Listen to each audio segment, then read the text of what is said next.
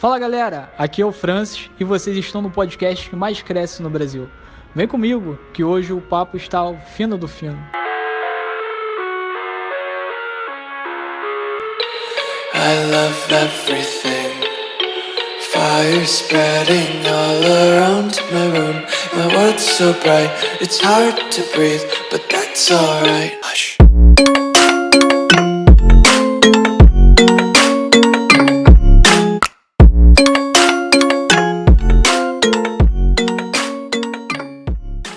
Fala galera, hoje eu tô aqui com um amigo meu, o Francis, que não só é um cara super inteligente, como também estudou teologia no seminário Martin Butzer. E ele é diácono lá da Presbiteriana de Queimados. Além disso, o Francis é professor. Ô Francis, fala um pouquinho de você aí pra galera, tipo, o que você gosta, entendeu? Seus princípios, o que você acredita, essas coisas. Fala aí pro pessoal. Bom galera, fala aí, boa noite, boa tarde, bom dia.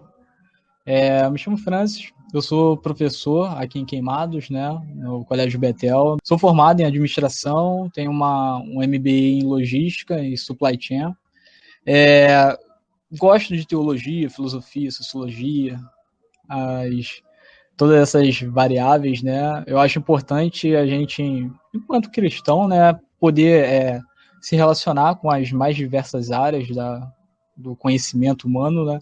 E eu sou diácono na primeira igreja presbiteriana em Queimados, tenho servido lá junto com os meus irmãos. Acho importante jovens, né, estarem comprometidos com a sua igreja local. Acho que isso vai moldando, né, o caráter, né, da gente enquanto servo. Isso vai nos edificando a igreja. E eu gosto de jazz, gosto do Vasco, e é isso aí, vamos lá. Gosto do Vasco. Então, ô Francis, me explica uma coisa, cara. Como que faz para ser diácono da presbiteriana? Porque a presbiteriana, ela, como é que eu posso dizer? Eu tenho muito respeito pela instituição. Sim. Mas no meio evangélico, ela parece assim o lado oposto da Assembleia de Deus, entendeu? Ela não é vista como uma batista, por exemplo, que tá ali, que dá para você ter certa malemolência. Ela parece ser um pouco mais rígida com relação à doutrina da igreja, né? Sim. Então fala pra gente assim, o que diferencia, por exemplo, o diaconato, não sei se tem diferença, né, mas de uma Assembleia de Deus, uma igreja tradicional, e como que foi para você ser diácono? Fala aí. Então, basicamente, o Jonathan, eu assim não sei a fundo como que é o processo na Assembleia de Deus, assim, na Batista, né? Até porque eu comecei a caminhar no Evangelho, né? E após 2 anos eu já migrei, né, para presbiteriana, fiz essa mudança, etc. Mas o procedimento para você ser diácono, né, na igreja presbiteriana, basicamente é por indicação, né? Todo ano, né, a gente tem lá, todo ano basicamente não, quando vence, né, algum tipo de mandato, a igreja se reúne em assembleia, tá bom? E existe a questão de você indicar, né, pessoas para concorrer ao diaconato, a questão do presbitério também, entendeu? Ou seja, tem toda a questão muito democrática, se a gente pode colocar assim, né, dentro da igreja presbiteriana, que é a própria comunidade de fé, sabe? Não é o conselho da igreja, não é o pastor que indica, é a própria igreja que vê, né, as pessoas que estão ali no dia a dia, no trabalho, e realizam as indicações. E aí essa pessoa, né, a partir do momento que ela tem a possibilidade de declinar ou aceitar concorrer àquele determinado cargo, entendeu? E aí é basicamente isso, né? É muito a visão, é muito a percepção da sua comunidade de fé quanto às pessoas que vão estar sendo indicadas. E aí é uma questão, né, que não é puramente, né, uma escolha, não é puramente um voto em si, né? Tanto que os pastores, né, os presbíteros e tudo mais, a gente, antes das assembleias, né, sempre eles martelam muito essa questão da gente estar orando por esse momento, sabe? Porque não é qualquer coisa, né? É um assunto espiritual, não é somente uma votação na qual pessoas vão trabalhar, vão servir. de forma institucional ali na igreja, né, e fora dela também, mas é um momento na qual, tipo, a gente realmente tem que ter tem que estar com o coração bem sensível, sabe, para não fazer indicação por indicação, compreende? E porque isso Uhum. reflete exatamente na saúde, né, da igreja local, né, da vida, da comunhão das pessoas. Maneiro, cara. Pelo que eu tô vendo, então, pelo que você falou, não difere muito da congregacional, né? O nosso sistema também é muito parecido com Preciso, né? esse, Não, eu né? imaginava.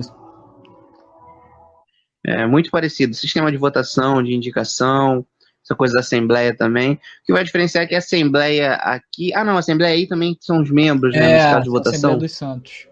Assembleia dos Santos, como a Ah, gente tá. fala. Então aqui também. É isso mesmo. Então, ô Francis, assim, sem querer entrar em um debate assim polêmico, não quero dessa maneira, de maneira Não, não, de nenhuma. boa.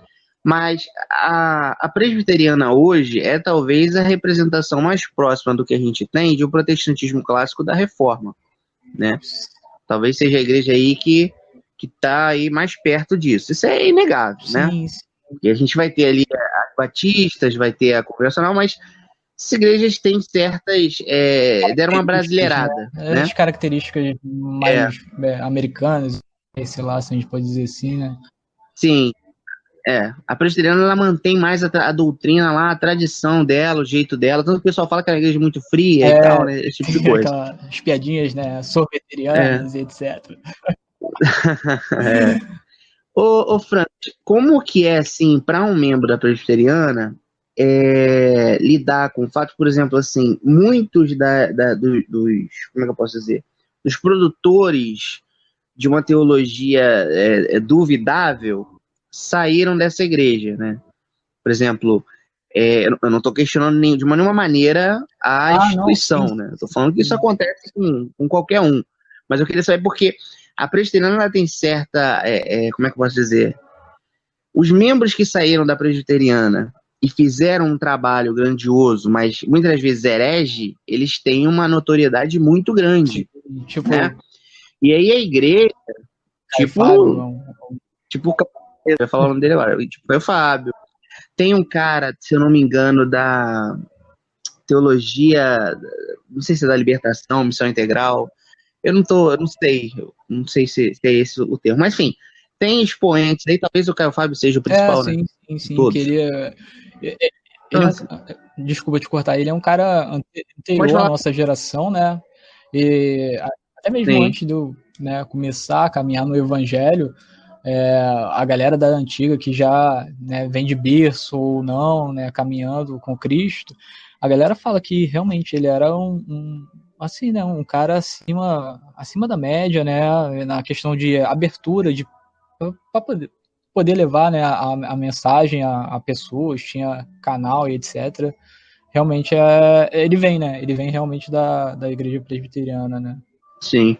Então, assim, eu queria saber como que é isso, porque a igreja presbiteriana, durante até um tempo, até recentemente, ela é vista pelos leigos que existe alguma ligação ali com a maçonaria, o que, assim, não faz sentido. Mas esses boatos só existem porque essas pessoas, em A especial, né, liderança, né? um cara Às vezes, particular, né?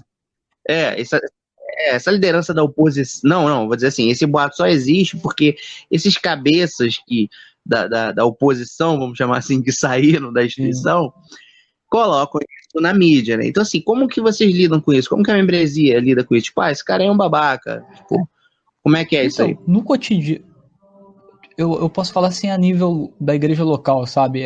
No cotidiano, a gente basicamente não fala muita coisa acerca disso, sabe?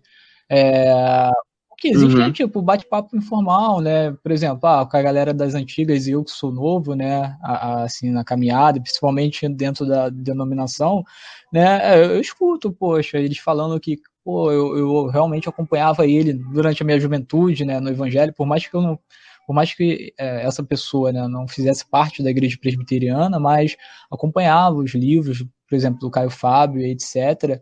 E meio que, né, todo aquele processo, né, que ocorreu na vida dele, eles meio que se decepcionaram, né, com isso. Não por questões de colocar, né, um endeusamento, etc., mas, né, a gente tem referências, né, na nossa caminhada a gente tem essa questão.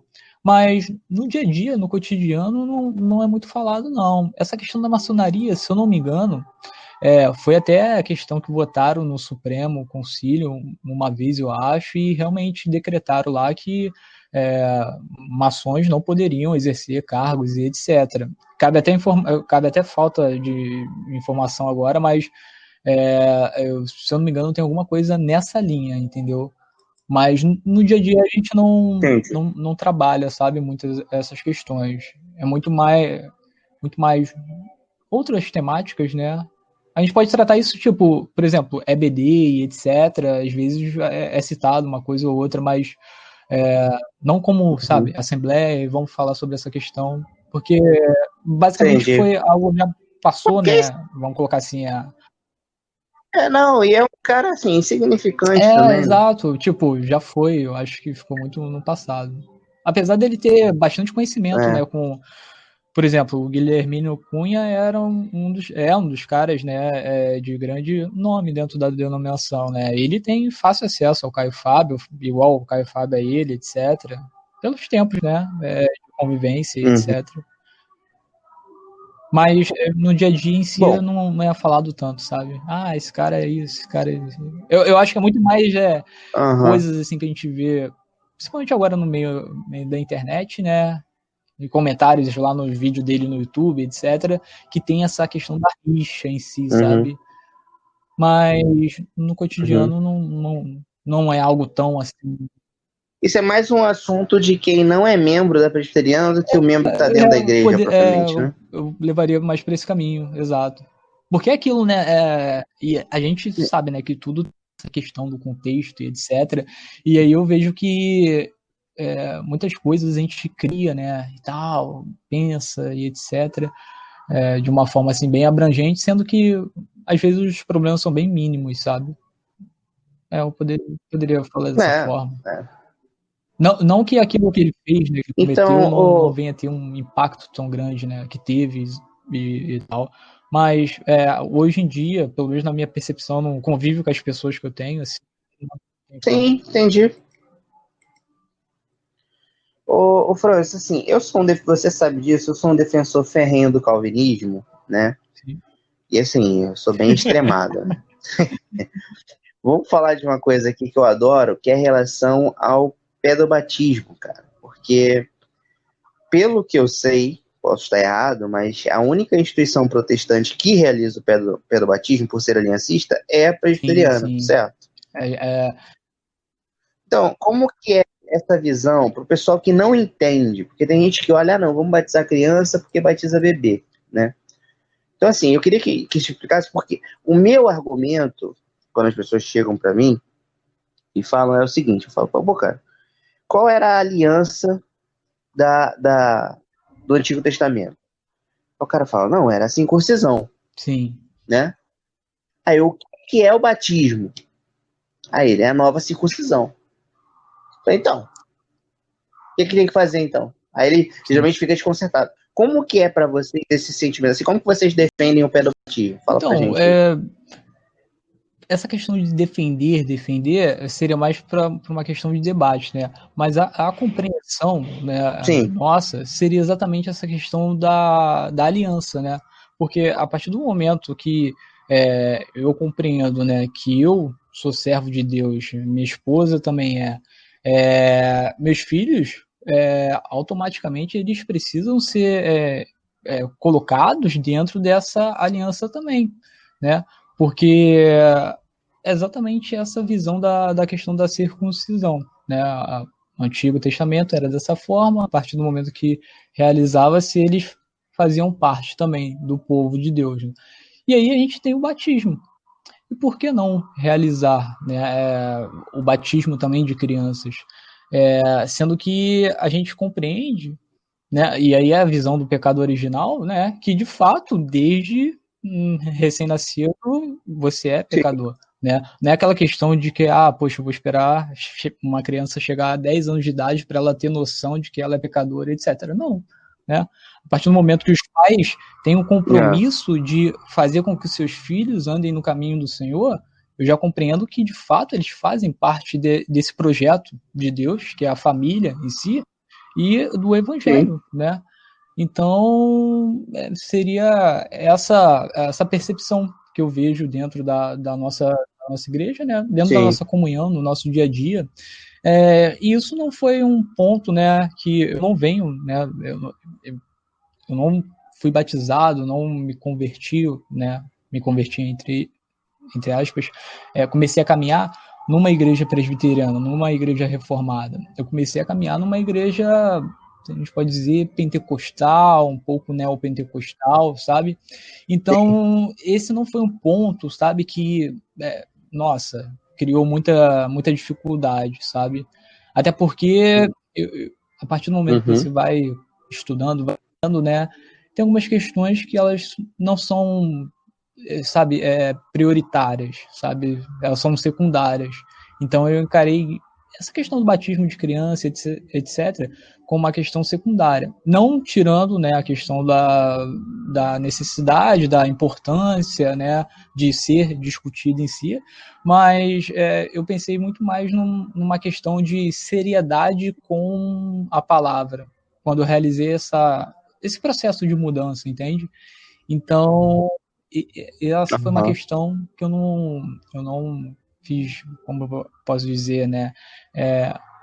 Não foi tão crucial, sabe, para minha mudança em si, porque dentro do contexto no qual eu estava, eu percebi o seguinte, né, que tinha muita questão de você utilizar a palavra como uma confissão positiva. Porque, por exemplo, poxa, determina aí que Deus vai fazer isso por você. Uma outra questão era, poxa, meia hora falando sobre dízimos e ofertas. E é algo que é muito desgastante, por mais que você tenha a compreensão da palavra, saiba de toda a questão de oferta, de dízimo, etc., né?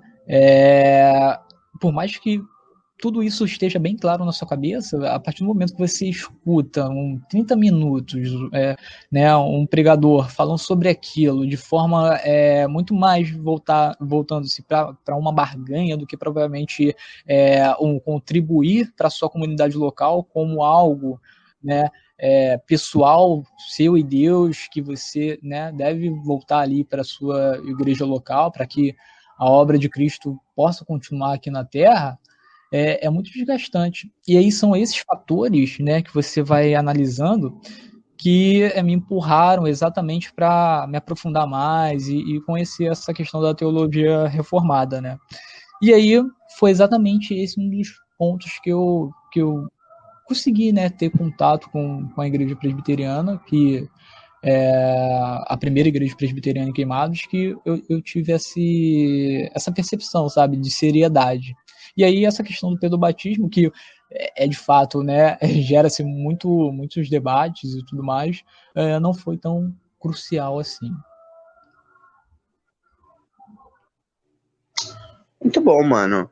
É uma verdade o que você falou, e talvez, assim, a presbiteriana sofra muito por causa das igrejas que têm esse discurso mais positivista, centrado na prosperidade, na barganha. Sim. E na questão das ofertas, né? Que coloca-se a igreja num bolo todo ali, como se tudo fosse a mesma coisa, o que não é verdade, né? Falando sobre essa questão, né? Dentro do cenário, né, evangélico brasileiro, é muito interessante você ter citado essa questão, né, dos contrapontos, né, porque eu percebo muito disso, cara. Eu até vi um documentário, não sei se era Show da Fé, alguma coisa do tipo, né, e nesse documentário eles falam, né, sobre a questão dessas grandes igrejas neopentecostais trabalharem muito essa questão da necessidade, né, das pessoas. E aí você, estudando marketing, né, você vendo e etc., cara, você vê que realmente existe, né, alguns líderes e pessoas mal intencionadas dentro do cenário da igreja evangélica brasileira, que são muito mais usurpadores do que propriamente, né, abençoadores. E aí você percebe, o Jonathan, e aí eu estava fazendo essa análise, né, que eles trabalham em cima da questão da necessidade, né, dos desejos das pessoas. E você percebe que existem igrejas, né, denominações, e líderes, principalmente, né, que utilizam exatamente dessas artimanhas. E aí eu estava, nesse documentário, eles estavam falando sobre a questão da cura, né, e etc., lá em São Paulo, em uma dessas grandes igrejas, e ele tava, o pessoal do documentário estava comentando, né, que se de fato as pessoas tivessem sido curadas, e aí é aquela questão, né, não é duvidando da fé e daquilo que Deus pode realizar, tá? Mas da forma como é colocada por esses líderes, se de fato as pessoas fossem Sim, curadas, né, conforme eles informam, eles teriam um impacto muito grande no sistema de saúde pública de São Paulo, entendeu? Eles fizeram essa análise, até colocaram lá no documentário. Eu não sei se eu tenho aqui, deixa só eu dar uma olhada, mas eu acho que é Show da Fé. É um documentário muito interessante que os ouvintes, né, podem até pegar para analisar, né, porque são contrapontos, né, que ajudam a gente na sim, caminhada, sabe? E até mesmo ajudam a gente a, a nos posicionar melhor, porque você começa a abrir, né, como pode dizer, o quebra-cabeça de como que é a fé, né, cristã, protestante no Brasil. E a partir desse momento você pode, né, ter como argumento, se as pessoas colocam todo mundo no mesmo barquinho, né, na mesma caixinha, falar, olha só, galera, poxa, o que eu vejo na mídia, o que esses caras fazem, realmente não é aquilo que nós cremos, né? E aí isso nos dá a oportunidade de demonstrar a real, né, a verdadeira fé evangélica, a verdadeira fé em Cristo, que é totalmente, né, totalmente muda, diferente, é divergente daquilo que a gente vê na TV. Eu não tenho o documentário agora, mas eu vou procurar, tá? E vou mandar pro Jonathan, galera, vocês que ficaram interessados, e vocês peçam a ele, tá bom? É porque realmente eu não sei de cabeça, Jonathan. Eu até tentei achar aqui, mas a gente conseguir, a gente não, tranquilo, resolveu. mano. Aham. Olha só, eu sinto que falta às vezes, mas assim, isso aí é fruto do pecado, né? Eu sinto que às vezes falta honestidade para se falar acerca de igreja, porque coloca todos os crentes no mesmo bolo. Eu sofro muito isso, entendeu? Quando eu falo que eu sou crente, o pessoal já Sim, fala, que eu já sou de uma igreja, pastor. Quando eu falo que eu quero ser pastor, então a galera já fala, porque quer ganhar dinheiro, porque não sei o quê, né?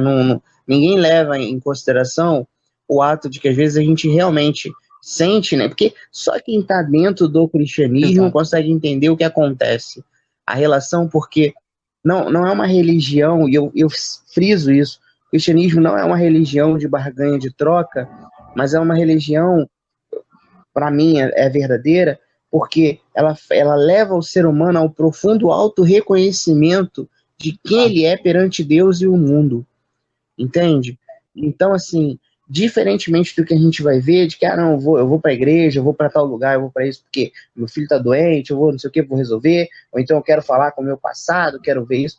Não tem isso, cara. A questão é porque você se vê, você olha para dentro de você e você percebe a solidão que é Sim, sim, estar com sim. você mesmo, entendeu? Então, tem toda essa questão. Então, as pessoas que desejam o pastorado, elas sofrem muito preconceito perante a sociedade por causa disso. Não de Sim, todos, mas tem muita gente canalha que dá opinião exato. acerca da igreja sem saber de nada, né? Ô, Francis, eu vejo que você não se esconde dos seus posicionamentos políticos, principalmente assim, quando chega na questão mais assim do seu município, né? Eu vejo que você tá sempre ali denunciando alguma parada, falando de alguma coisa. Eu lembro que eu ia pro trabalho, tinha lá um post teu largando um aço lá, falando alguma coisa sempre muito coerente.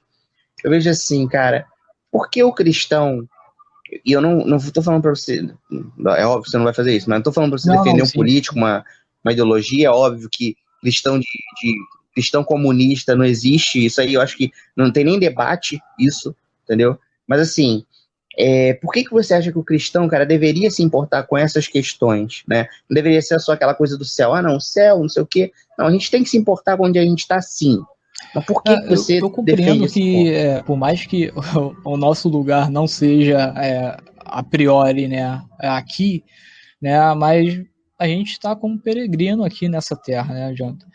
E eu compreendo que a nossa cobrança, né, é exatamente do ponto de vista que, né, se a gente tem autoridades, se a gente tem governantes e etc., foram instituídos por Deus, por mais que a gente não venha concordar com a ideia que permeia o pensamento, o posicionamento político dele, e é necessário ter uma cobrança, né? Ter uma cobrança, e aí né, a gente precisa saber muito como ser sábio, né, no nosso se posicionar, né, no nosso falar, exatamente para gerar um bom testemunho, né, porque a gente compreende que de fato o transformado, a transformada, ele tem essa percepção de saber chegar, né, saber se colocar. E aí você olha muito lá para Paulo e sabe que Paulo foi um cara muito usado por Deus nesse sentido, né? Que ele soube chegar lá nos filósofos, soube chegar também na galera que não tinha tanta condição. Então você vê que Deus vai trabalhando de diversas formas na nossa vida. E essa questão né, de eu sempre comentar sobre a política local é que muitas vezes a gente se perde em uma política macro, né? A nível nacional e etc. E a gente acaba esquecendo da nossa localidade, né? E isso é muito importante, exatamente visando que, se são pessoas instituídas por Deus, né? Muitas vezes nós votamos nelas, né? Nós devemos nos comprometer também em cobrar as melhorias, aplaudir quando de fato for feito um bom trabalho, porque e aí isso demonstra o quê? Demonstra uma coerência, né? Com aquilo que a gente prega, né? Com aquilo que a gente crê, que é exatamente você. E aí a gente pode colocar, né, dar a César o que é de César, dar a Deus o que é de Deus, e a gente está demonstrando exatamente essa compreensão, essa visão de que, bom, se uma pessoa está fazendo uma boa gestão, poxa, vamos lá contribuir, vamos lá parabenizar, tá? E isso não quer dizer que você necessite estar comprometido com a ideia política dele, estar comprometido com ele. E aí, essa é a questão que o cristão, né, compreendo que o cristão ele precisa ter, principalmente nos dias atuais, né, ter essa compreensão de, cara, você não precisa, né, se filiar ou abraçar uma ideia propriamente dito, né, de um tipo de ideologia, e principalmente a esquerda, para você poder ser um agente de transformação, sabe? Ser um agente na qual você possa cobrar, possa contribuir também, né? E possa se expor de alguma forma. Perfeito. Que é necessário que você coloque algum tipo de luz, né? E aí a gente vê, né? E aí, como esse é um podcast voltado para o público cristão, né, para a galera cristã, mas também, né, vai ter ateus, vai ter agnósticos, vai ter a galera mais ideóloga de esquerda, mais ideóloga de direita escutando, essa questão de que essas pessoas elas estão se posicionando, né, estão cobrando dos governantes algumas medidas, etc., ou até contribuindo em governos diretamente, e por que o cristão ele não pode? Né? O cristão ele deve se comprometer. Se for chamado para um cargo público, vá lá e faça o seu melhor, né?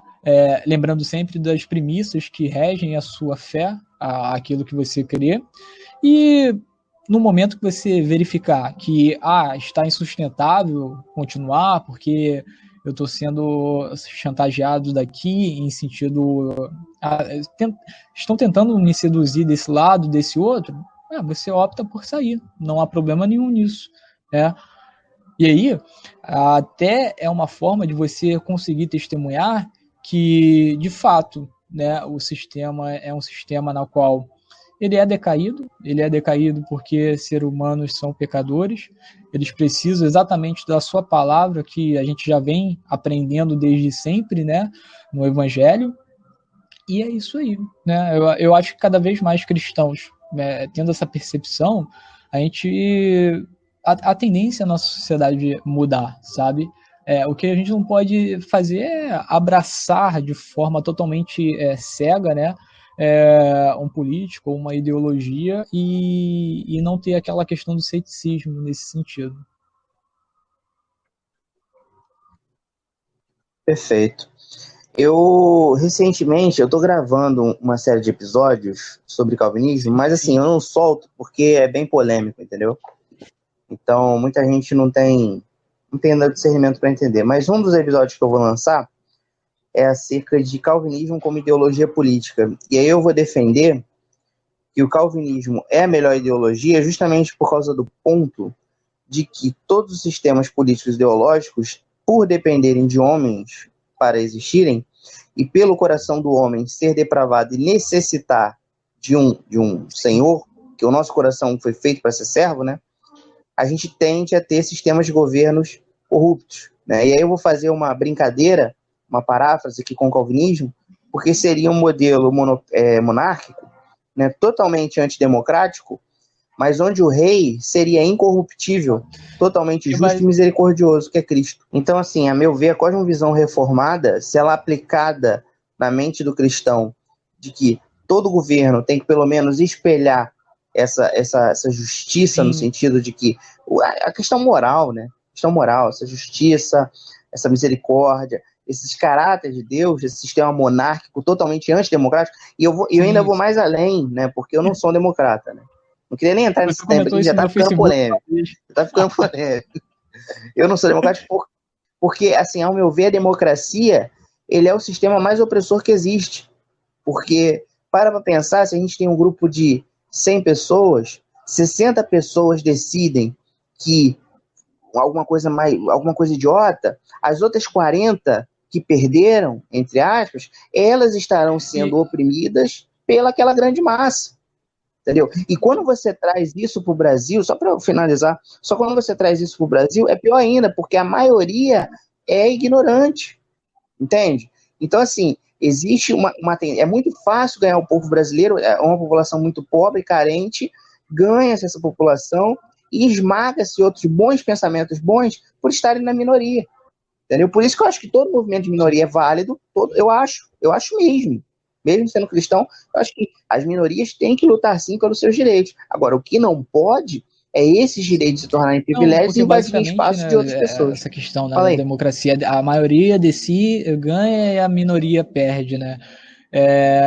Por exemplo, surgiu alguém aí com uma ideia totalmente, né, autoritária e etc., em seu plano de governo, tá? Eu tô falando em seu plano de governo, e não que o plano de governo foi e ele atuou de uma outra forma depois, mas, por exemplo, o plano de governo ser totalmente autoritário e etc., e a grande maioria votar a favor desse cara, e ele começar a implementar. E aí você vê, né, que a gente acaba caindo, né, em alguns regimes totalitários, exatamente por essa questão democrática, né, ou seja, a democracia acabou levando a esse tipo de regime. E é muito interessante falar sobre essa questão política em si, né, divisão de governo e tal. Eu ainda não me dediquei à obra desse teólogo, pastor, foi um político holandês. Talvez você já tenha escutado, Abraham Kuyper. Então por isso que você já deve ter uma noção, já deve estar bem adiantado, né? Que ele trabalha exatamente essa percepção, né? Da soberania de Deus, a teologia das esferas, né? Que é as esferas, e Deus está acima de todas essas esferas, e tudo vai no caminho da qual, né, Deus propõe. E tanto que houve impactos na Holanda, né? E a Holanda, ela tem essa, como posso dizer, a qualidade, etc., da vida da galera de lá se deu exatamente por ele ter dado o pontapé inicial, ter dado a liberdade para as outras ideias também estarem lá, mas, de fato, né, não ser um sistema na qual ele venha cercear a liberdade, né, dos cristãos e etc. O que a gente vê muito de forma velada, né, principalmente hoje em dia, na nossa mídia. Você é evangélico, você é um bocó, você não sabe de nada, você não é um ser pensante, sendo que não, cara, as coisas não são assim, né? Se a gente pegar a questão do direito, você vê que os fundamentos lá de direito, direitos humanos principalmente, tudo se pautam ali, né, na palavra de Deus, né, a questão dos direitos humanos. Você sabe que tem homens que levantaram aquela bandeira primeiramente, pautados exatamente na Bíblia. Então, eu acho que o cristão, né, irmãos e irmãs, eles devem sim se pautar na palavra primeiramente, mas também buscar, né, eu não estou falando aqui para você ser um grande pensador, sabe, ler 1000 livros. Não, mas você saber as suas raízes, porque eu percebo, Jonathan, que, né, eu não sei se é uma experiência somente minha, mas existem muitas igrejas que elas não buscam, né? Elas trabalham somente essa questão do atual, do agora, mas não Total. voltam nas raízes históricas. E aí, esse é um questionamento meu, né? Que eu às vezes converso com alguns irmãos, alguns amigos, que eu não sei se é um medo que a galera tem de perder membros para uma teologia mais concisa, mais voltada para a palavra, porque eu não vejo essas igrejas falando sobre Calvino, Lutero, John Knox, John Hus, sabe, os reformadores, os pré-reformadores, né, a questão lá dos pais da igreja, sobre Santo Agostinho, sabe? Então, eu percebo também que alguns líderes e igrejas, né, em si, eles meio que cerceiam esse tipo de informação exatamente para poder dar somente aquilo que é necessário, a necessidade, né, das pessoas em si, ou é aquilo que elas desejam, sabe? Então eu percebo isso também. Mano, porque assim, o brasileiro, ele é um povo que sofreu muito, entendeu? A gente não tem ideia das coisas que acontecem. O pessoal enaltece, assim, a proclamação da República, mas não se sabe o que aconteceu, entendeu? Eu vou te falar, Dom Pedro II, e aí eu vou começar a defender o cara, mas Dom Pedro II, ele estava criando um centro de estudos da cultura do brasileiro. Aí você fala assim, não, mas, cara, o brasileiro não sabe quem ele é hoje. A gente não sabe definir o povo brasileiro, e a gente sente orgulho disso. Isso não tem que ser motivo de orgulho. O brasileiro é um povo que não lê, que ele foi tapado pela história, ele foi forçadamente enganado, entendeu? Por um golpe de Estado que aconteceu na época do período mais próspero que a gente teve em território nacional. Então, assim, fala-se, exalta-se a democracia, a Constituição brasileira, uma Constituição, cara, que foi construída não sei quantas vezes, a gente já está na milésima edição dessa Constituição, porque muda sempre pelos interesses, entendeu? Não se tem uma sociedade formada ali na tradição, nos bons costumes, não tem isso. E as pessoas defendem coisas absurdas. Então, isso dentro da igreja acontece, por quê? Primeiro, pela má formação do indivíduo, entendeu? A má formação... Exatamente. Então, a gente já sofre isso. Não é um povo que lê. Então, o pastor não lê, o membro também não vai ler, e não vai saber, não vai ter acesso a esse tipo de material. A questão toda entendeu? Eu sou né, totalmente caipiriano. E né? é muito interessante tu falar isso, porque eu achei, né, numa limpeza lá das nossas salas, né, da mocidade, eu achei um livretinho sobre o que os jovens, né, a União de Mocidade Presbiteriana estava falando em 1985, né? Aí eu tenho esse livretinho, depois se quiser até posso disponibilizar. Ele fala sobre liturgia, teologia da libertação e política. Aí tem a parte lá, né, que eles falam sobre a questão da política, né? E aí só vou falar os pontos, né? O primeiro ponto lá que esse livretinho, né, o compromisso do cristão, né, com a vida. E aí o primeiro ponto lá é jamais nos silenciar diante da antivida social, política, econômica e espiritual. O segundo ponto, começar o juízo em nossas próprias vidas, ou seja, antes da gente apontar, né, começar a fazer uma dissecação, né, daquilo que está no ambiente, a gente poder olhar o nosso coração primeiramente. 3, entender que o pecado social tem raízes no pecado individual. E aí eu acho que isso é interessante, né, porque às vezes a gente perde isso de vista, que de fato, né, o pecado individual ele proporciona, né, exatamente termos políticos corruptos, e eles precisam encontrar Cristo, porque se eles encontrar a Cristo, totalmente o pensamento deles será modificado e a atuação deles também. O quarto ponto, nosso compromisso é com Cristo, não com partidos. O quinto, a obediência devida às autoridades. E o sexto, nosso compromisso de orar pelas autoridades. E aí, cada tópico desse tem o textozinho base, né? Tem lá os versículos e tudo mais, mas eu achei muito interessante porque, né, dentro da denominação, e aí eu não acredito também, talvez, né, em outras denominações, tivessem, né, essas pautas já falando em si, né, dessas questões. Pra tu ter uma ideia, cara, a gente falou de Abraham Kuyper, as pessoas não conhecem, né? Ele foi um teólogo, para o pessoal entender aqui quem foi Abraham Kuyper. Foi um teólogo aí eu não vou saber precisar data, acho que foi século XIX, século XX, final do XIX, início do XX, se eu não me engano, tá? Vale a pesquisa. Ele foi um teólogo que se tornou o primeiro ministro da Holanda. Só que os feitos dele, ele tem um livro chamado Calvinismo, e nesse livro dele ele vai dizer a cosmovisão dele. E esse livro, para mim, depois das Institutas, é uma obra magna, entendeu? Porque eu sou, cara, eu sou muito calvinista mesmo. Então, qual os feitos marcantes que as pessoas não dão valor hoje? Isso que me entristece, entendeu? Kuyper criou a primeira imprensa livre. Ele era cristão, teólogo. Ele criou o primeiro sindicato, olha só. Sindicato. Livre. Que funciona até hoje. Ele criou a primeira universidade livre, uma universidade que não tem influência da religião. E as pessoas hoje falam como ciência, não sei o quê, mas a ciência veio da igreja, pô. Então as pessoas, assim, elas defendem pautas que é o papagaio, né? Ela escuta alguém falando, acha maneira, vou repetir isso aqui. Saúde. Eu tava tendo um debate com uma menina, aí ela fez um post lá, não sei o quê. Aí eu fui escrever fake. Não aguentei, mano. Escrever fake. Aí ela chamou o professor de história dela. Professor de história, não sei o quê. A professora de história dela falou assim: não vou discutir com quem não. Como é que é? Com quem não tem uma opinião formada e não leu. Falei, pô, maluco, beleza. Aí fui lá no Facebook do cara e printei as postagens que ele fazia. Sim. Uma das postagens que ele fez foi exaltando Marighella. Aí eu printei Marighella lá e printei o livro do Guerrilheiro Urbano, porque eu tenho esse livro, entendeu? Eu botei lá o Guerrilheiro Urbano, onde ele fala exatamente que você tem que fazer assalto, andar armado, você tem que causar o caos, terrorismo, sequestro e execuções. Fala isso. Botei isso lá, falei assim, aí, abre aspas, não discuto com quem não tem opinião e quem não leu direito. E fechei as aspas. E assim, aí a garota foi, né, para escrever, para comentar, para fechar o debate maravilhoso, que estava num alto nível. Escreveu assim, Jonathan, você está falando com um historiador e uma futura historiadora. Então fica quieto aí. Deu carteirada, né? É o discurso de autoridade. Esse discurso parece... Como se ninguém mais pudesse ler história, né?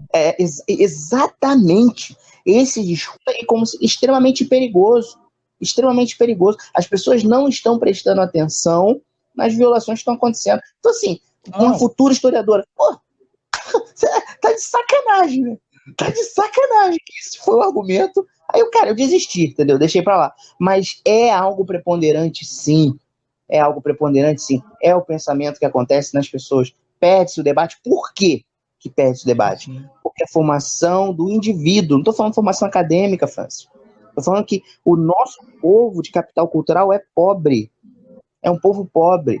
E perde-se o debate. Muito mais leva para um lado pessoal, né? De ego, de orgulho. Aí. Principalmente nesses últimos anos eu tenho diminuído as postagens, né, de teor político, porque eu percebo que quando não acontece uma dessas coisas, tá? Por exemplo, tu posta alguma coisa lá acerca de uma temática, lógico, você tem uma percepção, tá, diferente daquilo, e vem uma outra pessoa e contrapõe. Poxa, tudo aí, até aí tudo bem. Ou então você comenta de forma parcial, sabe? Mais técnica. Por exemplo, eu gosto muito de comentar de uma forma técnica, exatamente analisando o cenário e fazendo possíveis previsões, sabe? Porque isso nos ajuda até mesmo a nos prepararmos, né? A questão econômica, etc. Não, você já consegue, não, vou guardar um dinheiro aqui, etc. Só que aí eu vejo que existem pessoas que comentam não de forma a gerar uma boa discussão, mas sim no sentido de querer imputar a você que você tem uma preferência por um político Y, tá? E de fato você abraça esse político, sendo que, na verdade, não, você está comentando de forma técnica aquela atitude dele, tá? Isso não quer dizer que você esteja amando ou odiando, apenas que você está analisando o cenário. Só que aí, essas pessoas, e aí eu faço uma análise pessoal, tá? Um recorte meu, e aí eu vejo que essas pessoas são exatamente aquelas que são mais ideólogas de um determinado tipo de ideia ou determinado tipo de político, entendeu? Ou seja, ela não entende que pelo fato dela adorar ou abraçar uma ideia, Sim. uma ideologia, não necessariamente eu tenho que fazer a mesma coisa, sabe? Tipo assim, eu sou, em relação à política, eu sou cético. Tanto que, Exatamente. num princípio, né, eu tinha uma compreensão que talvez, né, o Estado fosse desnecessário, né, mas aí a gente vai lendo, vai refletindo, vai se questionando, né, e aí você fala assim, bom, cara, eu acho Tá que eu não chegando lá, penso né? mais assim. E aí, eu acho que isso é um campo aberto, na qual você pode exercer a reflexão e pode mudar de uma posição, né, não revolucionária, tá? Mas você pode mudar de uma posição, né, nesse sentido. Agora não, eu vejo que essas pessoas, por elas já estarem totalmente apaixonadas, e aí a gente pode até elencar a questão da idolatria, né? Ou seja, você já está tão cego por aquela ideia em si, que você não compreende que o outro Sim. pode ser imparcial, ou famoso isentão, sei lá, que seja, mas que pode exercer o ceticismo em todas as ideias ali que estão permeando ele, né? Exatamente. E aí eu percebo muito isso. E cai exatamente. Sim. Eu passo muito por isso, Francis. Eu passo muito por isso. Cara, eu vou te falar, e te entristece quando você está num campo onde as pessoas deveriam, né, ter um certo capital humano. A questão, cara, que eu vejo principalmente, Exato. que a questão, as pessoas não vão reconhecer isso, mas é o pecado, entendeu? Interno, que está ali natural. É a questão da idolatria, entendeu? Porque, como eu falei, a gente nasce para ter um Deus e as pessoas colocam nesse lugar um político, uma pessoa, um sistema, alguma coisa que não vai satisfazer. Ô Franco, como que você... Os palavrões de Bolsonaro. Não, mas você como cristão, tipo assim, porque a gente ouviu isso. Não, como é que pode o tocar esse cristão ponto? estar num Porque cara que eu vi algumas xinga, né? postagens, né, de algumas pessoas que eu tenho, amigos, né, em rede social, e até conhecidos próximos, né, falando dessa questão, né, de que tem a galera que apoia o Bolsonaro, de fato, e aí eu não vou crucificar, da mesma forma que tem a galera que apoia o Lula, apoia a Dilma e etc. Cada um sabe de si. Só que ele colocou, né, nossa, o post, né, o meme dizia lá, né, nossa, crentes estão lá apoiando o Bolsonaro, ele xingando e etc. E aí a gente pode fazer algumas análises, né, de forma bem assim, cética. Não. Por exemplo, essa pessoa que realizou essa postagem, né, não é uma pessoa crente, cristã, tá? Ela não comunga de uma igreja, não é. E mesmo assim, ela tem amigos que são cristãos, sabe? Se relacionam com ela no dia a dia. E aí, ela própria colocou lá no comentário que ela xinga, mas xinga um pouquinho. Qual seria a diferença dela pro Bolsonaro? Somente a questão de nível. Porque, Jonathan, se a gente colocar assim, que o cristão não pode se relacionar com o fulano, com o ciclano, a gente vai acabar voltando para uma casinha. Ou seja, uma pessoa de fora, de dentro da comunhão, da visão cristã e etc., ela está querendo nos empurrar para uma casinha, na qual a gente não pode se relacionar ou não pode ter uma parceria de uma pessoa que xinga e etc. Entendeu? Como que vai muito além daquilo de um simples meme, de querer lacrar, querer zoar. E aí, essa questão eu tava pensando, eu falei, cara, assim, a galera fala realmente para querer zoar, para querer lacrar, etc, né? Mas você vê que tem coisas muito mais profundas, porque se isso vira uma ideia central de várias pessoas que não são cristãs, ou até mesmo de cristãos que abraçam essa ideia e falam, nossa, lá, apoia Bolsonaro, mas o Bolsonaro xinga, etc, etc e tal, e é cristão, e é crente. Ou seja, eu não vou poder mais me relacionar com um monte de amigos que xingam, que não creem em Cristo, sabe? Eu não vou poder mais, tá? A gente vai viver agora no gueto. A gente vai lá para a casinha, vai lá para a caverna e vamos viver lá. E aí eu vejo essa questão do palavrão dele é exatamente essa percepção. Ah, Francis, mas aí, o que você vê no Bolsonaro, etc? Bom, vejo lá que ele é um governante que foi eleito, né, pelas pessoas. Não vejo nele comportamentos dos quais ele às vezes afirma ser cristão, tá? E, por um outro aspecto, né, retirando essa questão dele se considerar cristão, etc., ele xingar lá na hora, eu posso fazer um paralelo, porque a galera que ficou escandalizada, né, e que não é cristã, que não crê em Cristo, tá? Se essa galera trabalha em grandes empresas, ou elas mesmas, né, vão xingar no seu dia a dia, e até mesmo a galera que trabalha em iniciativa privada, ou até mesmo órgãos do governo, vai ver que tem reuniões que são reuniões que pegam, a chapa fica quente. E até mesmo gera um constrangimento para outros que não, né, que não têm o hábito de falar palavrão, por mais que sejam cristãos ou não cristãos, mas é um clima pesado, é um clima ruim, né? E aí, né, não foge daquilo que acontece no cotidiano do brasileiro, do país, né, eu acho que do mundo. Então, seria essa minha percepção mediante esse fato que ocorreu, né? Muito exatamente essa cristãos estão apoiando o Bolsonaro, cristãos estão defendendo o Bolsonaro. E tem outras questões aí que eu não vou me alongar, porque senão a gente levaria muito mais para um lado político, etc. Mas a minha análise seria exatamente essa, sabe? De que essa colocação, né, de que falaram, cristãos estão lá com o Bolsonaro, mas, nossa, ele xingou. É exatamente essa visão, sabe? Poxa, se a pessoa não pode apoiar ciclano, beltrano, né? Então ela não pode se relacionar com outras pessoas que também não creem em Cristo e xingam e fazem coisas até piores, né? Do que isso. E aí entra a questão do perdão, né? Da compreensão, da compreensão, nossa, principalmente perfeito, lá do pecado original, né? Que é muito interessante a gente ter sempre isso em vista, galera. Independente da ideologia, né? E você vê isso muito evidente em algumas ideologias, cara, o pecado original sempre vai estar lá, tá? Igual o Jonathan falou, essa questão de permeando lá as organizações, as formas de governo, etc., sempre vai estar lá. E se a gente perder isso de vista, a gente perde totalmente o evangelho de vista, né? Porque sem a compreensão de que há pecado e há necessidade de arrependimento e há necessidade de você confrontar e também, ao mesmo tempo, né, dar uma palavra, né, de ânimo, de mudança e tal, aí acabou tudo. Aí que a nossa mente é captada muito mais pela ideologia em si do que propriamente pelo evangelho, sabe?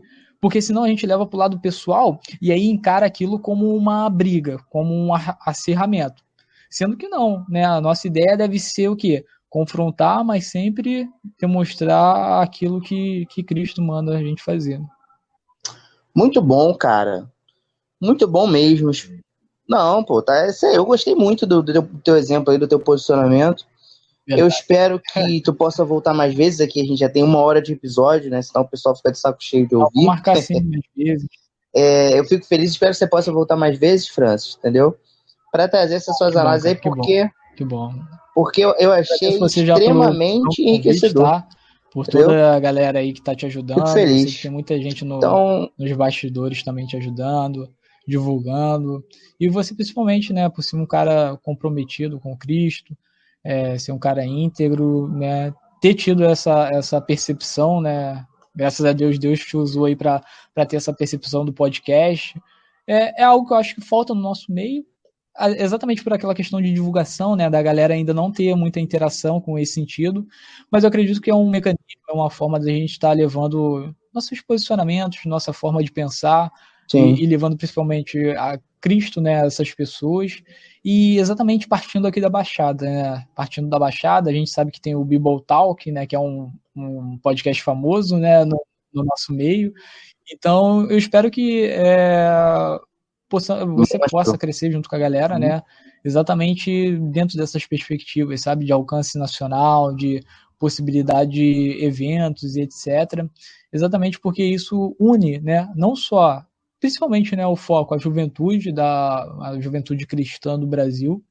E isso é muito importante para a gente ter essa união, sabe? Estar orando um pelos outros, estar ajudando a galera em novos projetos, porque não tem como a gente fugir dessa questão tecnológica, né? Tá tudo muito atrelado à questão tecnológica, principalmente em tempos de pandemia. Então, é isso, cara. Te agradeço de coração mesmo. Então foi isso, galera. O papo hoje com o Francis. Espero que vocês tenham tido aí certa inspiração para ouvir o cara, que é um monstro, um gênio, um grande amigo e muito sábio também e bem ponderado. Então é isso, meus consagrados. Ficamos por aqui. Não se esqueça de seguir o nosso Instagram, @JucaObreiro. E lá você vai ficar por dentro de tudo que acontece aqui no nosso podcast. Você pode enviar mensagens, elogios, críticas, enviar perguntas. Será um prazer te responder, mas por favor, foque nos elogios, hein? Dependendo da sua plataforma, nós vamos deixar uns links aqui embaixo. Vai lá dar uma conferida. Fique com Deus, um abraço do podcast que mais cresce no Brasil e até a próxima.